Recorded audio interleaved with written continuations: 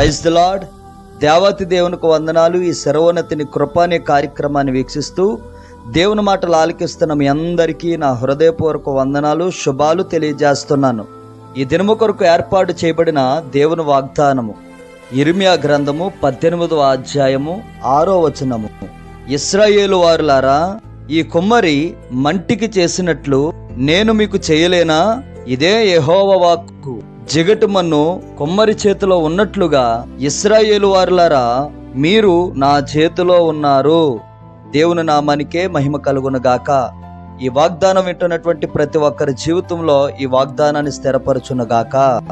ఆనాడు యిర్మీయాని కొమ్మరివాని ఇంటికి నువ్వు వెళ్ళు, నేను నీతో మాట్లాడతానని దేవుడు కొమ్మరివాని ఇంటికి పంపించినప్పుడు యిర్మీయా చూశాడట. ఆ కొమ్మరివాడు తన చేతితో ఒక కుండను చేస్తూ ఉన్నప్పుడు ఆ చేతిలో ఉన్నటువంటి కుండ విరిగిపోతే ఆ కొమ్మరివాడు ఆ పగిలిపోయినటువంటి కుండను, ఆ మెట్టును తీసి అందమైనటువంటి కుండగా కొమ్మరివాడు చేశాడట. అదే మాటను ఉద్దేశించి దేవుడు నీతో మాట్లాడుతూ ఉన్నాడు. నీవు అనుకుంటూ ఉన్నావు, ఒకప్పుడు నా జీవితం బాగుండేది, ఒకప్పుడు నేను అలా బ్రతికాను, ఒకప్పుడు నా చేతిలో డబ్బులుండేవి, ఈ రోజు నాడు నా పరిస్థితిని చూస్తే నేను విరిగిపోయి ఉన్నానని, ఈ రోజు నేను పెరికి వేయబడ్డానని, ఎటువంటి ఆదరణ లేకుండా నా జీవితం నోచుకోలేకపోతుందని నువ్వు బాధపడుతూ ఉంటే నీ తండ్రి నీతో మాట్లాడుతూ ఉన్నాడు. ఆయన అంటూ ఉన్నాడు కదా, కొమ్మరి మంటికి చేసినట్లుగా నేను నీకు చేయలేనా?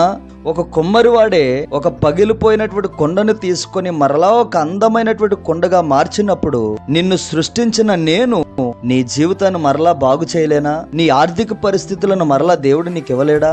నీ ఆర్థిక పరిస్థితులను మరలా నేను నీకు ఇవ్వనా? నీవు కోల్పోయినటువంటి ఆరోగ్యాన్ని మరలా నేను ఇవ్వలేనా? అందుకే అంటున్నాడు, ఈ వాగ్దానము ద్వారా నేను నీతో మాట్లాడుతూ ఉన్నానంటున్నాడు. ఒక్కసారి ఆలోచించు.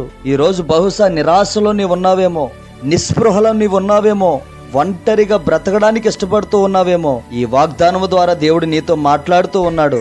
ఇలా జరిగితే నా జీవితం సంతోషమని నువ్వు అనుకుంటూ ఉన్నావో, మనసు తెరిచి ఈరోజు దేవుని సన్నిధిలో ప్రార్థించు.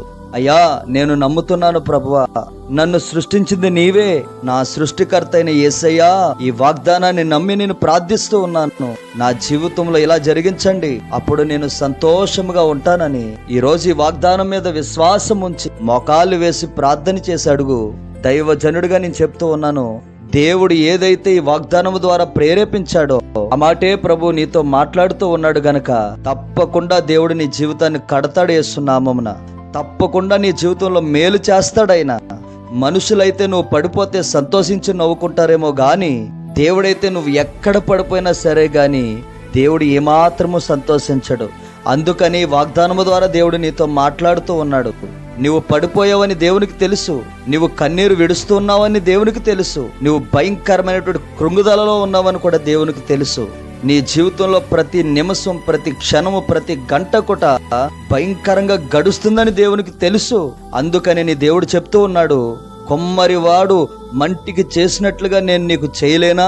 జగటి మన్ను కొమ్మరి వాని చేతిలో ఉన్నట్లుగా ఇశ్రాయేలు వారులారా, మీరు నా చేతిలో ఉన్నారని దేవుడు నీతోనే మాట్లాడుతున్నాడు. నువ్వు దేవుని చేతిలోనికి రా, ప్రార్థన చేయి, విశ్వాసముంచు. దేవుని సన్నిధిలో నువ్వు గోజాడితే ఆయన మరలా మరలా మరలా నీ జీవితాన్ని కట్టి ఉన్నతమైనటువంటి పాత్రగా, దేవునికి ఉపయోగపడేటువంటి పాత్రగా, ఒక దీవెనకరమైనటువంటి బ్రతుకుగా నా దేవుడు నిన్ను మార్చునుగాక.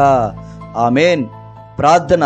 ప్రేమ నమ్మకము కలిగినటువంటి గొప్ప దేవుడా, ఈ దినాన మీరు మాకు ఇచ్చిన వాగ్దానాన్ని బట్టి మేము ప్రార్థిస్తున్నాం.